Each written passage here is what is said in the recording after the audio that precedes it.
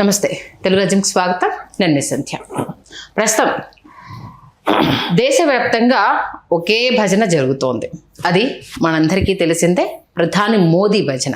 కాకపోతే కొన్ని రాష్ట్రాల్లో బీజేపీ తీరు ఒకలాగా, కొన్ని రాష్ట్రాల్లో బీజేపీ తీరు ఇంకొకలాగా అన్నట్టుగా ఉంది. ముఖ్యంగా సౌత్ పైన సీతకన్ను వేశారు అన్న ఒక నినాదము గత కొన్ని సంవత్సరాలుగా కొనసాగుతూనే ఉంది.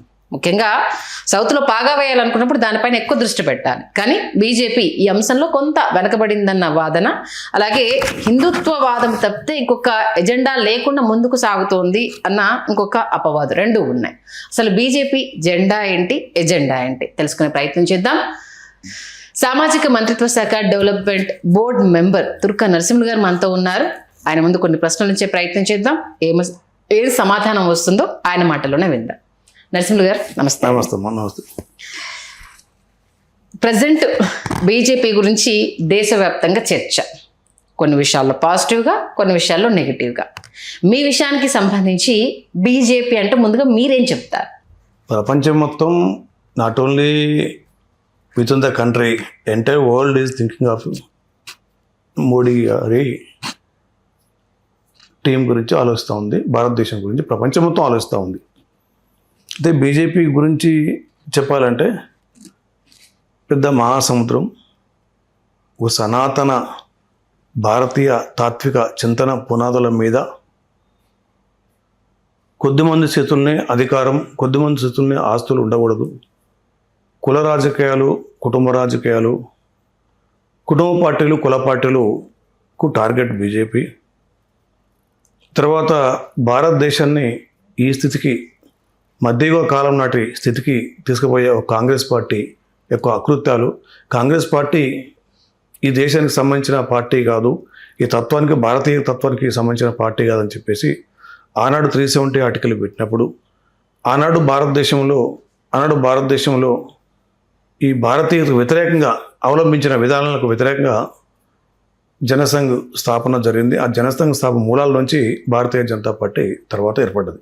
ఓకే, మరి ఆల్మోస్ట్ ఆల్ కొన్ని ఇయర్స్ నుంచి మీరు బీజేపీతో, ఆర్ఎస్ఎస్, ఏబీవీపీ, ఆ తర్వాత బీజేపీ ఇలా టుగెదర్ కంటిన్యూ అవుతున్నారు. రకరకాల క్షేత్రాల నుంచి మేము ఉద్యమించడం. అసలు బీజేపీ జెండా ఏంటి, ఎజెండా ఏంటి? అదే కదమ్మా జెండా. కుటుంబ పార్టీలు కొద్దిమంది చేతుల్ని డబ్బులు, ఆస్తులు, అంతస్తులు కేంద్రీకరించబడి ఉండవద్దు. కొన్ని కులాల చేతుల్లో, కొన్ని కుటుంబాల చేతుల్లో, ఓ ప్రాంత, దేశ, జాతి, కుల, వాటన్నిటికి అతీతంగా భారతీయ జనతా పార్టీ పనిచేస్తుంది. భారతదేశంలో ఒక ధర్మం ఉంటుంది. ఆ ధర్మానికి అనుగుణంగా, ధర్మం బేస్ తోటి భారతీయ జనతా పార్టీ పనిచేస్తుంది. ధర్మము అంటే ఏంటిది? మరి అందరిని ప్రేమించడం, ప్రకృతిని ప్రేమించడం, ప్రతి ఒక్క జీవిని మనం రక్షించడం, ప్రకృతితో మమేకమైన జీవన విధానము. కాబట్టి ఈ కార్యక్రమంలో కింది ప్రజల అభివృద్ధి, ప్రతి ఒక్క వర్గాలను కూడా అభివృద్ధి కోరేది భారతీయ జనతా పార్టీ. అంటే ఇది ధర్మంతో లింక్ అయిపోయి ఉంటుంది.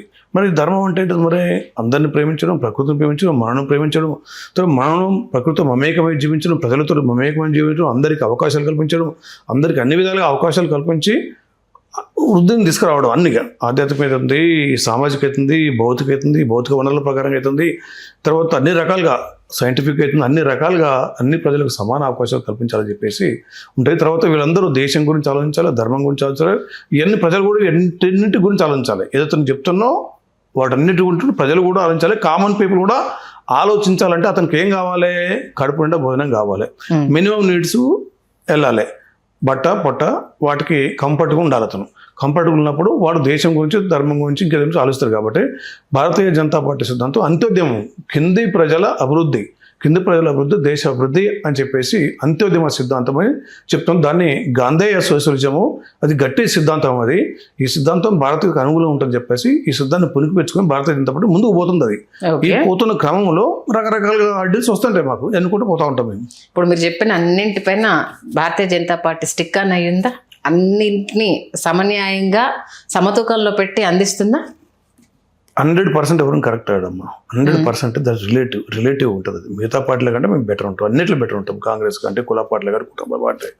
మీరు ఒక పార్టీ చూసుకోండి, కుటుంబ పార్టీలు వస్తుంది, దానికి కులం అంటా కడుతుంది, ప్రాంతం అంటా కడుతుంది, లక్షల కోట్లు దోసుకుంటారు, లక్షల కోట్లు సంపాదించుకుంటారు, లక్షల కోట్లు అప్పు చేస్తున్నారు, ప్రజలకు వైద్య ఉపాధి రంగం లేకుండా చేసి నిర్వీర్యం చేస్తున్నారు.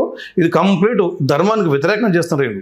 కొద్దిమంది స్థితుల్లో డబ్బులు ఉంటే ఏమవుతుంది, వాళ్ళు బాగా అహంకారులై విచ్చలవిడి అలవాటుతోటి సమాజాన్ని నాశనం చేసి ఏ విధంగా నాశనం చేస్తే మీరు చూస్తూనే ఉండు. ఎక్కడ చూసినా కానీ పబ్ కల్చర్, ఎక్కడ చూసినా కానీ రకరకాల ఏమంటారు వాటిని, సిటీ అవుట్స్కిట్లో ఫామ్ హౌస్ కల్చర్, రకరకాల కల్చర్ వాళ్ళు డెవలప్ చేసేసి యూత్ని మొత్తం డైవర్ట్ చేసి యూత్ని మానసిక స్థితిని బాగలేకుండా సైకోలో తయారు చేయడం, వాళ్ళకి మందు దాపేయడం.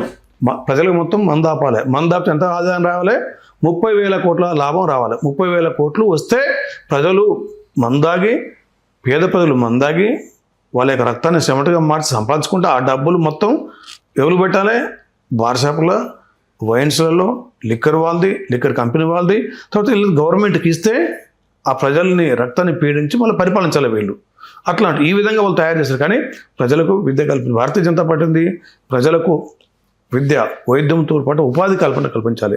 ప్రతి చేతికి పని కావాలి, ప్రతి చేనుకు నీరు కావాలి, ఉత్పత్తి కావాలి, ఉత్పత్తితో దేశం అభివృద్ధి చెందాలి, ఉత్పత్తితోటి దాంట్లో సుంకాలు వేస్తే ప్రభుత్వం ఆదాయం రావాలి. అట్లా వస్తుంది. వీరు అట్లా కాదు కదా, ప్రజలు తాగాలి, తినాలి, వాళ్ళు నాశనం కావాలి, పబ్ కల్చర్ పోవాలి, నిర్వీర్యం కావాలి, వాళ్ళు అట్నే ఉండాలి, మేము డబ్బులు ఇస్తే మాకు అదే ఓట్లు వేయాలి, ఇట్లుంటేనే మాకు ఓట్లు వేస్తే, లేకపోతే రారు.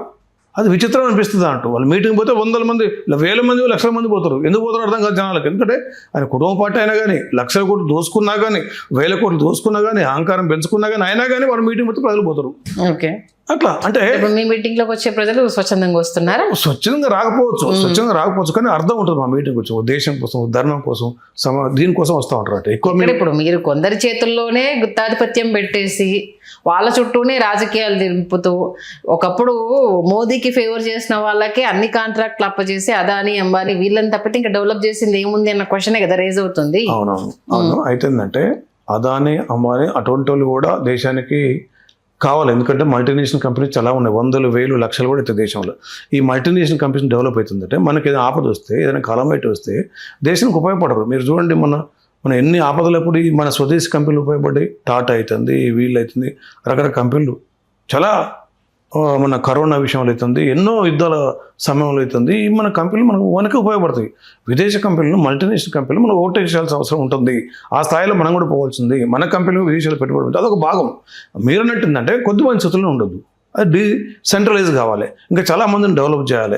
అట్టడు ప్రజలను కూడా ఒక ఔత్సాహిక పారిశ్రామికవేత్తలను తయారు చేయాలని చెప్పేసి మోడీ గారు చాలా పథకాలు పెడుతున్నాయి. ఆయన BC venture capital fund, ST venture capital fund, Mudra loan కాంచి పిఎంఈ చెప్పిన రకరకాల స్కీమ్స్ పెడుతుండ్రు. డిక్కీలో చాలామంది దళితుల సోదరులు, చాలామంది 100 కోట్ల టర్న్ ఓవర్ చేసే కంపెనీలు వాళ్ళు దళితుల నుంచి ఉద్భవిస్తారు.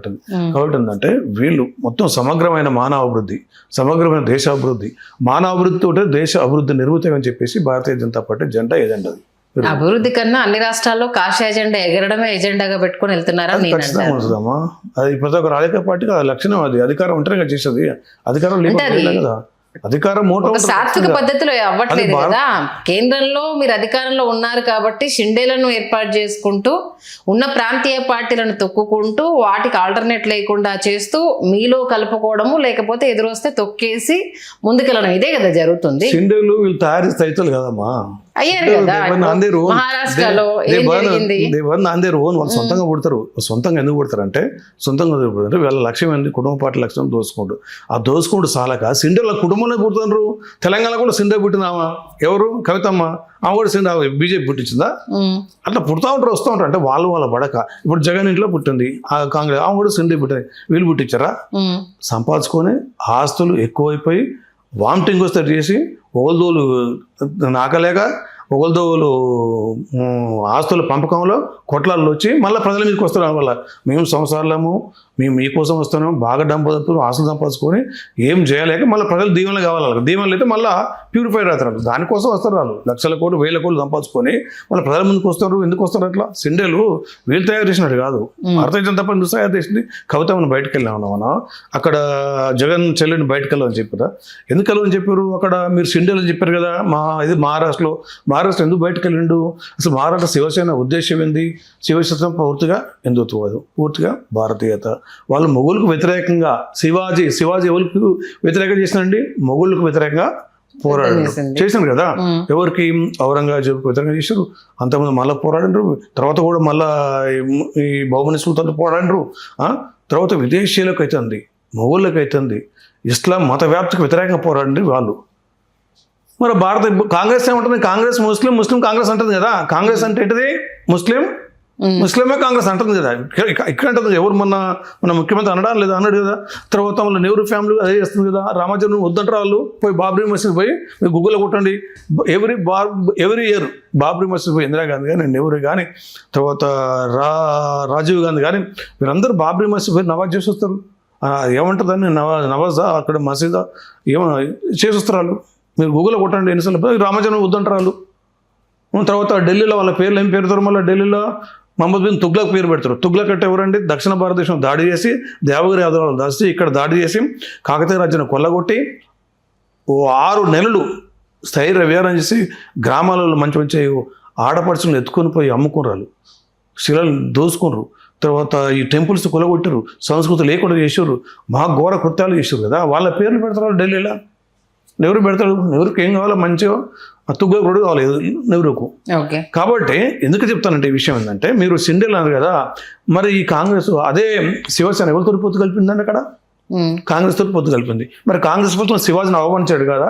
కాంగ్రెస్ అంటే ఔరంగజేబు, కాంగ్రెస్ అంటే బాబరు, కాంగ్రెస్ అంటే బాబరు, నెహ్రూ అంటే బాబరు, అదే కదా. మరి నువ్వు వాళ్ళతో కలిసినప్పుడు, బాబర్ ఔరంగజేబుతో నువ్వు కలిసినప్పుడు నీ పాట నేను ఎందుకుంటా అని చెప్పి సిండే తయారైండు. శివసేన బయటకు వెళ్ళిండు ఆయన. శివసేన సిండే బయటకు వెళ్ళిండు. అది తయారు చేసినాడు కాదు కదా. వాళ్ళ దాంట్లో వాళ్ళ ఉబికి ఒక అగ్నిపర్వతంలో పేలి వాళ్ళు బయటకు వస్తారు.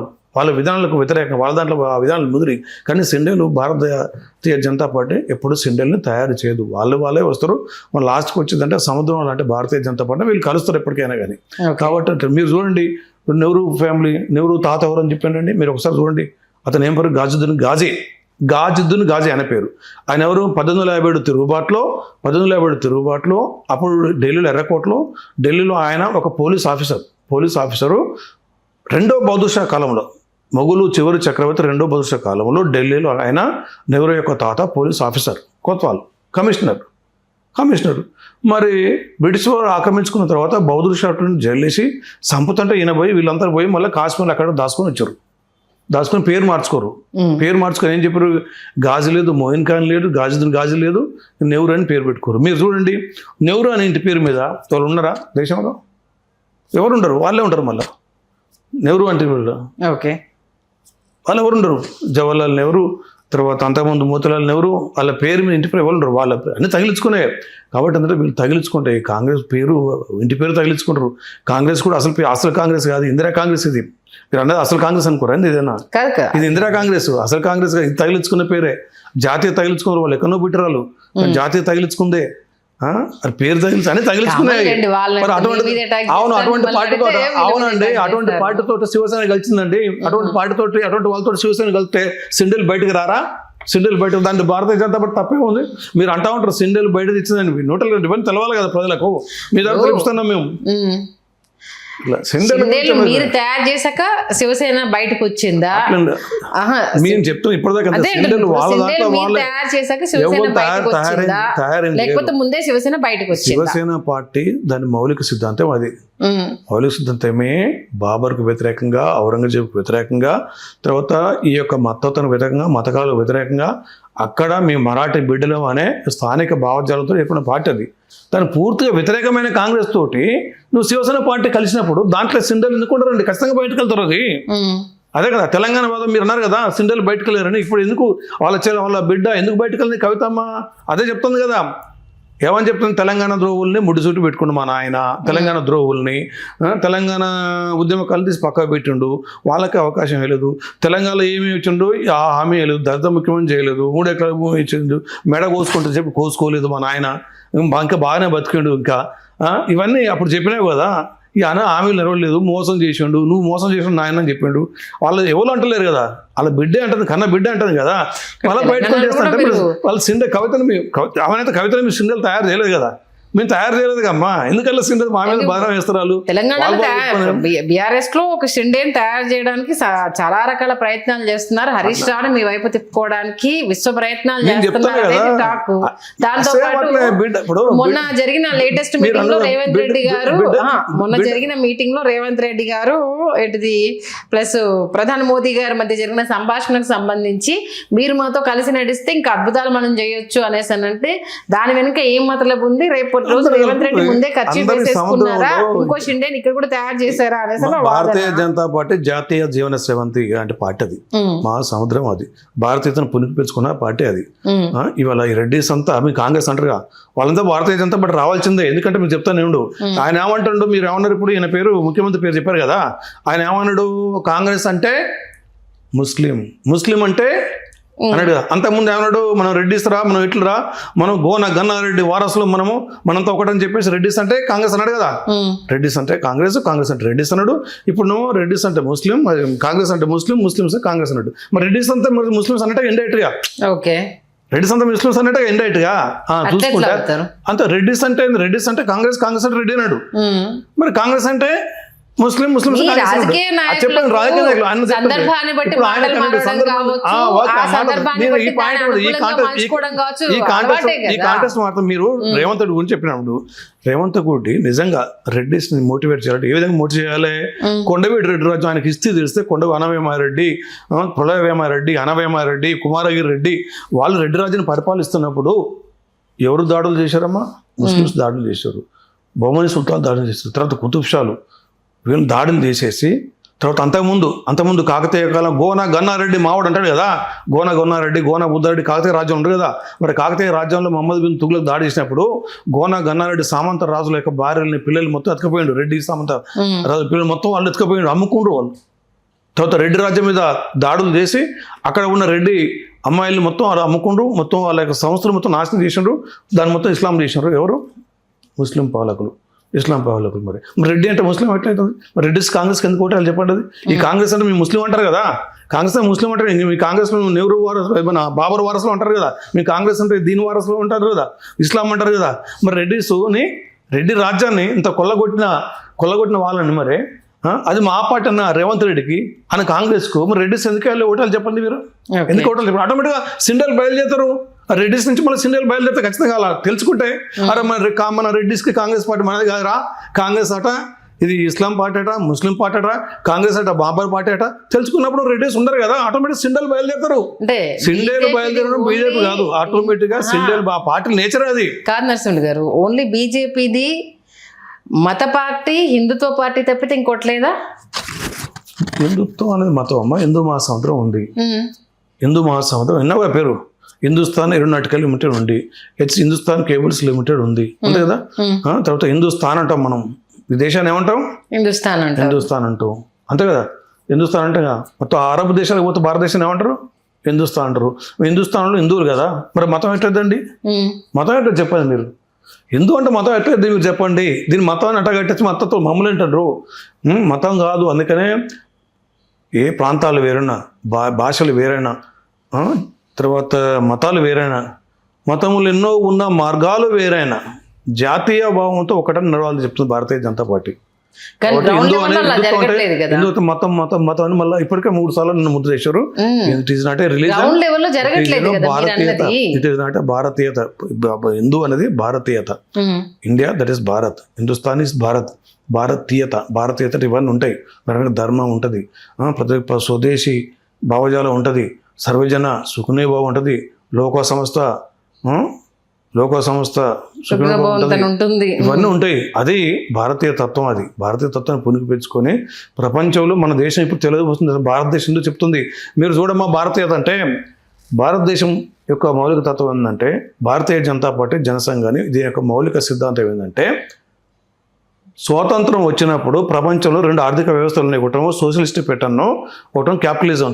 పెట్టుబడిదారు విధానం అమెరికా, దీనికి సోషలిస్ట్ రష్యా లీడ్ చేస్తుందంటూ. పెట్టుబడిదారు విధానంలో బాగా డబ్బు సంపాదించుకుంటారు. కొద్ది మంది చేతుల్లో ఆస్తులు ఉంటాయి. పెట్టుబడి ప్రజలు దోసుకొని కొద్ది మంది చేతుల్లో ఆస్తులు ఉండే వరకు ఏమవుతుంది?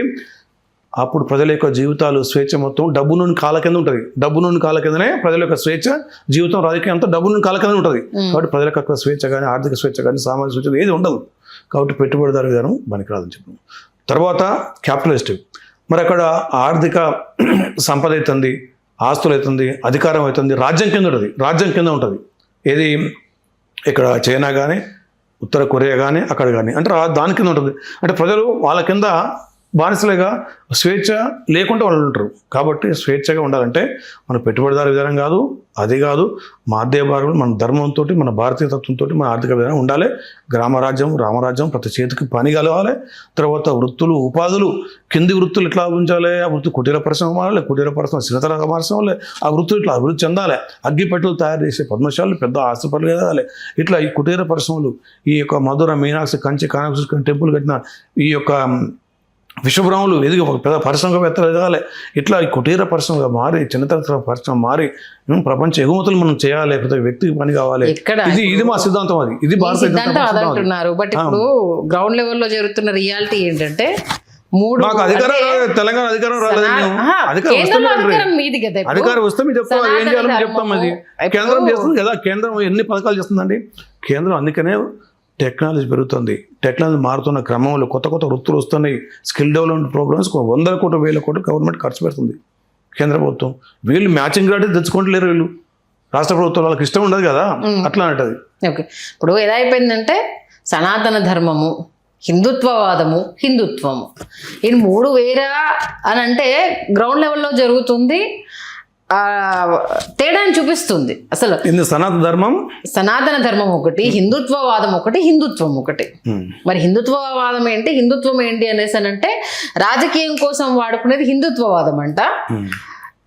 భారతీయుడిగా ఉండి అంటే మన ధర్మాన్ని పాటించే దానికి సంబంధించి హిందుత్వం అంట. సనాతన ధర్మం అనేది అది ఈ కేంద్రం నుంచి వెళ్ళి వచ్చిన పొలిటికల్ ఎజెండా అంట. ఈ మూడింటి గురించి మేము ముందు పెడితే ఏం చెప్తారు? కొద్దిమంది ఈ మధ్యన అందరూ హిందువులు అంటారు. అందరు హిందువులు అంటారు. మా కమ్యూనిటీలో కానీ లేదా ఒక దాంట్లో కానీ గొప్ప ఉంటే అంతా మావాడు అని ఎగబడతా ఉంటారు. ఆయన మావాడని ఏ రాజగోపాల్ రెడ్డి, రాజశేఖర్ రెడ్డి మా దూర బంధువులు ఉంటారు. అదే ఆడు ఖరాబ్ దాన్ని జోలికపోరు. ఇలా భారతీయ జనతా పార్టీ, భారతీయ జనతా అందరూ అంటారు ఈ మధ్యన ఆయనోడు కాని అంటారు. కొంతమంది స్వార్థ పనులు కూడా దీనికి వచ్చి ఆ మాట కూడా ఉపయోగించు. దాన్ని బట్టి మిగిలిన వాళ్ళు ఆ మాట చెప్పచ్చు. ఎందుకంటే హిందుత్వం అనేది భారతీయ అనేది ఎప్పుడు మనిషిని అసహించుకోదు, మనసును కలుపుకుంటుంది. ప్రతి ఒక్క జీవిలో ఆత్మను చూస్తుంది. ఆత్మని పెంపొందించి దేశంకు ఒక మూలకం, ఒక ఎలిమెంట్ కావాలి. ప్రతి వ్యక్తి నిర్మాణం కావాలి. ఎక్కడ ఎలిమెంట్ అవుతున్నాడు ఆ వ్యక్తి కూడా. ఇప్పుడు హిందుత్వవాదాన్ని, ఆ సనాతన ధర్మాన్ని రాజకీయాలకే వాడుకుంటున్నారు కదా. బెస్ట్ ఎగ్జాంపుల్ చెప్తా. నిన్న ఒక స్టూడియోలో జరిగిన ఇన్సిడెంట్. అతను హిందుత్వం గురించే మాట్లాడుతున్నాడు, అవతల ఉన్న వ్యక్తి హిందుత్వం గురించే మాట్లాడుతున్నాడు. ప్రధాని మోదీ మీద రాముడు వాలిపోయాడు అనేసని, కృష్ణుడి అవతారాలకు సంబంధించి ఆ ప్లేస్ లో మోదీని పెట్టారనేసని. అసలు ఎట్లా మీరు కంపేర్ చేస్తారు? అవగాహన లేని అసలు ఎట్లా ఇవి పోస్టర్లు వేస్తారు, ఎట్లా ఈ పేపర్ కట్స్ పేపర్ లో వస్తాయి? ఇప్పుడు అవగాహన లేని ఉంటారు. ఈ ముందున్న ఈటల రాజేంద్ర ఒక ఫ్లెక్స్లు ఇచ్చారు. లేదా తుర్కోని కొట్టి నాకు వద్దని ఇట్లా కూడా అంటారు కొంతమంది. నాకు వద్దు తుర్కోని కొట్టి అంటారు. ఇదంతా మూర్ఖత్వం. అది కొంతమంది మూర్ఖులు ఉంటారు. అట్లా ఆ మూర్ఖులంత మాత్రాన ఎంటర్ మా సిద్ధాంతానికి తప్పని అంటగట్టి మీరు దాని మమ్మల్ని భజన చేయవలసిన లేదు. ఉంటారు. ఆడుంటాడు 10 మందిలో 100 మందిలో కూడా ఉంటాడు. దాన్ని బట్టి మొత్తం అదే కోణంతో చూడొద్దు. మౌలికంగా భారతీయ జనతా పార్టీ సిద్ధాంతం ఏంది, తన ఆచరణ ఏంది, తన విధానం ఏంది, ఇంటర్నేషనల్ ఏముంది, విత్ ఇన్ ద కంట్రీలో ఉంది, వేరే పార్టీలపై మా వైఖరి ఏంది, అది చూడండి మీరు. లేకపోతే కుటుంబ పార్టీ, కుల పార్టీ ఎప్పటికైనా కానీ వాడు వాని కొడుకు వాని మనవడండి. కేసీఆర్ వాని మనవాడికి మనం వాళ్ళ మనవానిలో ఏం చూడాలి? మనం ముఖ్యమంత్రి చూడాలి. కేసీఆర్ మనవన్లో మనం ఏం చూడాలి? ముఖ్యమంత్రిని చూడాలి.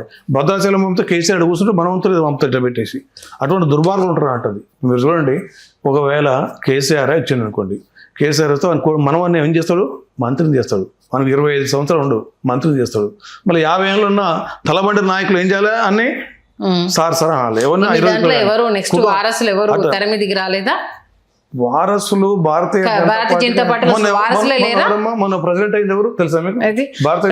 ఒకటి చాలా స్ట్రాటజికల్ గా మెయిన్ పోస్టులకు సంబంధించి నేను అడిగింది అది కాదు.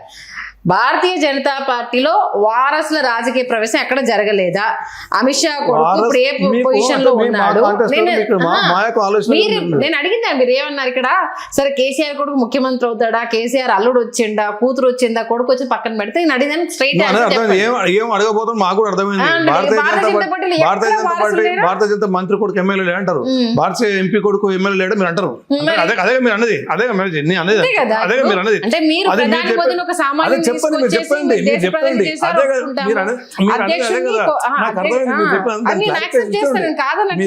నీ ముందే చెప్పండి, దాని క్లారిఫికేషన్ ఇస్తాండి. మీరు ఏమంటారు కూడా మాకు తెలుసు అది.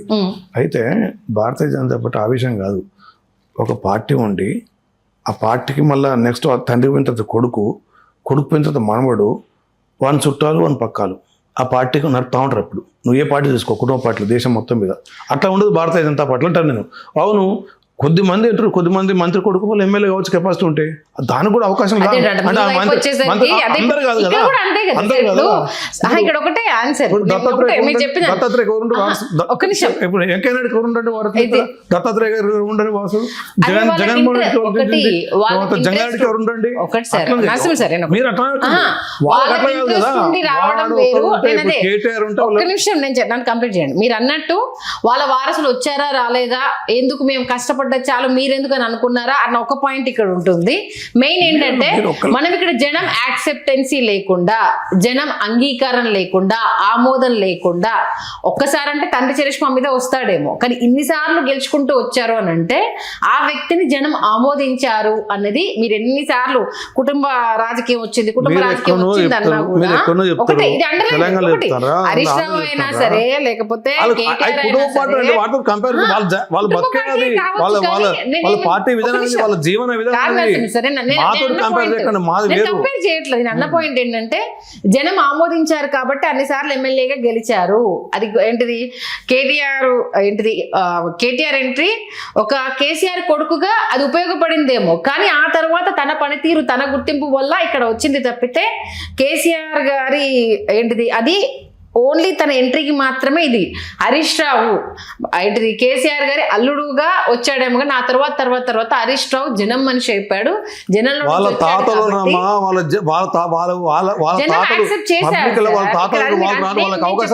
దళితులు చూస్తున్నావా, దళితులు ఎంతమంది ఉంటారు, ప్రపంచానికి మీరు ప్రపంచానికి నాగరికత నేర్పిన కులాలు కొన్ని ఉంటాయి, జ్ఞానభిక్ష పెట్టిన కులాలు ఉంటాయి, విశ్వబ్రాహ్మణులు ఉంటారు, రకరకాల దాంట్లో నుంచి రావాలి కదా. ఈయన హరీష్ రావు కేటీఆర్ అల్లుడు కాగా అంత తెలివి వచ్చింది అంటే ఎంతో తెలివి ఉన్న వాళ్ళు కూడా అట్టడుగులో బాగా ఉన్నారు. వాళ్ళు పైకి రావాలి. భారతీయ జనతా పార్టీ అదే కిందికి చూసుకొస్తుంది. అందుకనే ఆయన పక్క పెడుతుంది, కుటుంబం కులం తీసి పక్క పెట్టేసి కింద ఉన్న ఏది ఛాయలు అమ్ముకుంటుంది, రాళ్ళు కొట్టుకుంటూ భారతలు అంటే అటువంటి. అంటే ఒక విషయానికి సంబంధించి మనం ఎంత ఆర్గ్యూ చేసినా ఫస్ట్ టైం అని అంటే తండ్రి ఫోటో పనిచేసిందేమో, second time, third time, fourth time, every year majority పెరుగుతుందంటే అక్కడ ఉన్న జనాలు యాక్సెప్ట్ చేశారు. ఈజ్ ఎ ప్రూవ్డ్ లీడర్ అనేది ఇక్కడ మీరు ఎంత కుటుంబ పార్టీ అన్నా సరే ఈజ్ ప్రూవ్డ్ లీడరు అనేది వాళ్ళకున్న చరిష్మా ఏంటి, వాళ్ళు పార్టీని ఏ రకంగా, ఎక్కడైనా లోపాలు ఉంటాయి, మైనస్లు ఉంటాయి, తండ్రిని చూసుకొని బిజినెస్లో దిగే వాళ్ళు బిజినెస్లో దిగుతారు, రాజకీయాల్లో దిగే వాళ్ళు రాజకీయాల్లో దిగుతారు. సాఫ్ట్వేర్ ఎంప్లాయ్ తన తండ్రి సాఫ్ట్వేర్ అయితే నేను సాఫ్ట్వేర్ అవ్వాలనుకుంటారు. అది కుటుంబానికి సంబంధించి కొంతమందికి వస్తుంది. బీజేపీలో ఒక్కరిని ఛాయ్ వాళ్ళని ప్రధానమంత్రిని చేసినంత మాత్రాన, ఏదో కొన్ని రాష్ట్రాల్లో పార్టీని మొదటి నుంచి నమ్ముకున్న వాళ్ళకి సంబంధించి చేసినంత మాత్రాన బీజేపీ పెద్దదైపోతుంది, మిగతా పార్టీని యాక్సెప్ట్ చేయలేదు అన్నది ఇక్కడ కాదు. కొన్ని విషయాలకు సంబంధించి బీఆర్ఎస్ పార్టీలో చెప్పిన కొన్ని హామీలు నెరవేర్చాలనేది ఒకటి. కేసీఆర్ గారు ఇంకా రాజరికపు ఆ పద్ధతిలోనే ఉన్నారు, ఈయన జనాలను పట్టించుకోలేదు, ఈయన ఆ కోటకే పరిమితం అయ్యాడు అన్నది ఒకటి. అంటే మోసం లేదా, ఇంకా ఏది మోసం లేదా, రాజరికం లేదా, లేకపోతే అహంకారం లేదా, లేదా, అన్ని కలగలిపి వచ్చాయి కాబట్టి ఓడించారు. సంస్థ దుర్వినియోగం లేదా, పోలీసు వ్యవస్థను దుర్వినియోగం చేసేది లేదా, తలకాయ 12 సార్లు తలకాయ కోరుకుంటా ముఖ్యమంత్రి దళితులు ముఖ్యమంత్రి ఇస్తే వాళ్ళ మోసం చేస్తుంది లేదా, ఎన్నున్నాయి కాదు. వాళ్ళని పట్టుకొని వాళ్ళ లీడర్స్ ఉంటే లీడర్ అంటే చెప్పండి, what is the meaning of leader? విషయానికి సంబంధించి మీకు leaders అంటే ఎన్నిసార్లు తెలవాలి మీకు. మాట్లాడుకున్నా Leaders ఒక నిమిషం, అంటే ఒక నిమిషం తెలవాలి. నరసింహ. ఎక్కడ దళితుల్ని ముఖ్యమంత్రిని చేస్తామన్న విషయంలో ఎన్నిసార్లు మాట్లాడుకున్నా ఫస్ట్ టైం ఆయన మాట ఇచ్చారు తప్పారు, సెకండ్ టైం ఆయననే ఎన్నుకున్నారు కాబట్టి జనాలు యాక్సెప్ట్ చేశారు. అంటే దళితులు ముఖ్యమంత్రి అన్న కాన్సెప్ట్ జనాలు మర్చిపోయారు. ఆయన సెకండ్ టైము మళ్ళీ బీఆర్ఎస్ నే అంటే first time మోసం గెలిపించినప్పుడు చేశారు. ఆ కాన్సెప్ట్ అనేది అయిపోయింది, అది జనాలు యాక్సెప్ట్ చేశారు. ఇక్కడ మనం అండర్లైన్ చేసుకోవాల్సిన పాయింట్. ఫస్ట్ టైం కొంచెం మోసం ఇచ్చాడు, సెకండ్ టైం ఎక్కువ మోసం ఇచ్చాడు, మళ్ళీ గెలిచాడు. మూడోసారి అంటే అయిపోయింది. అది ఒకసారి చూసి రెండోసారి మూడోసారి ఓడిస్తారు ఖచ్చితంగా, కామన్ అది. అట్లా అంటే లీడర్లు అంటే వీళ్ళు లీడర్లు కాదు, బానిసలు తయారు చేస్తారు వీళ్ళు. బానిసల్ని ప్రజలను బానిసలు తయారు చేస్తారు. హిందువులు ఎంత పెద్ద లీడర్ అయినా వాళ్ళ కాళ్ళ కింద ఉండవలసిందే, కేటీఆర్ కింద వాళ్ళ కింద. బయట ఏ పార్టీలో కానీ కాంగ్రెస్ కానీ ఎంత ఇప్పుడు కాదు, కేంద్రంలో మీరే ఉన్నారు కదా, అవినీతి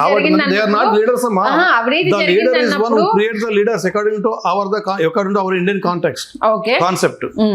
లీడర్ రేపటి సమాజం కోసం పుంకాలుగా తయారు చేయాలి.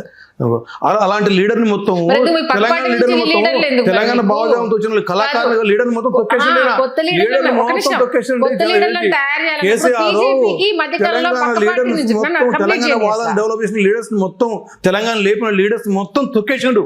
లీడర్ కాదు, నియంత అవుతాడు అప్పుడు. లేదు కాబట్టి వాళ్ళ లీడర్ వాళ్ళ కుటుంబానికి అదే నియంత అనుకున్నారు కాబట్టే పార్టీని వద్దనుకున్నారు, రిజల్ట్ ఇచ్చారు. బట్ ఇక్కడ అండర్లైన్ చేయాల్సిన పాయింట్, ఎమ్మెల్యేగా ఆయన గెలిచారు, కొడుకు గెలిచాడు, అల్లుడు గెలిచాడు. పార్టీని వద్దనుకున్నారు కానీ మనుషులను వద్దనుకోలేదు. ఇక్కడ అండర్లైన్ ద పాయింట్, విచిత్రమైన రిజల్ట్ అది. ఓడిస్తే వీళ్ళని కూడా ఓడించాలి కానీ వీళ్ళని ఓడించలేదు. ఇంకోటి ఇప్పుడు మీరన్న దానికి సంబంధించి గెలుస్తూ రాజకీయ సంస్కరణ లేక భారతదేశంలో మంచి రాజకీయ సంస్కరణ ఇప్పుడు మీరన్నారు తెలంగాణ ఉద్యమం కొంతమందిని తొక్కారు, ఏంటిది కష్టపడ్డ వాళ్ళకి ఇవ్వలేదు, అది వాళ్ళు ఇప్పుడు తెలుసుకుంటున్నారు, దాని రిజల్ట్ వాళ్ళ